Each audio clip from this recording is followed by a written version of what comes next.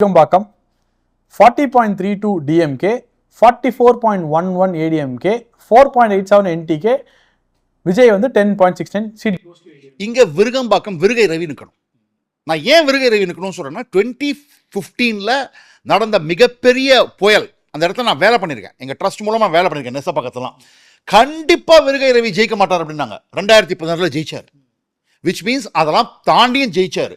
2026ல விருகை ரவி அதிமுக சார்பில் நின்னார்னா ஜெயிப்பார்.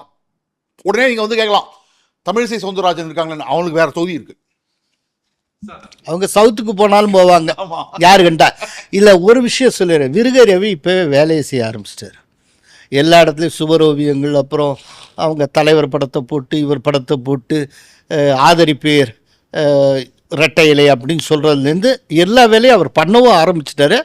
அது விசிபிளாக அவருடைய ஏரியாலாம் தெரியுது. அவர் ஒர்க்கே பண்ண ஆரம்பிச்சிட்டார் விருகை ரவி. இன்னும் தொகுதி பங்கீடு நடக்கலை, அனௌன்ஸ்லாம் பண்ணலை, ஆனால் அவர் பண்ண ஆரம்பிச்சிட்டார், வேலையை ஆரம்பிச்சிட்டார். ஓகே சார், அடுத்த தொகுதி சைதாப்பேட்டை DMK 54.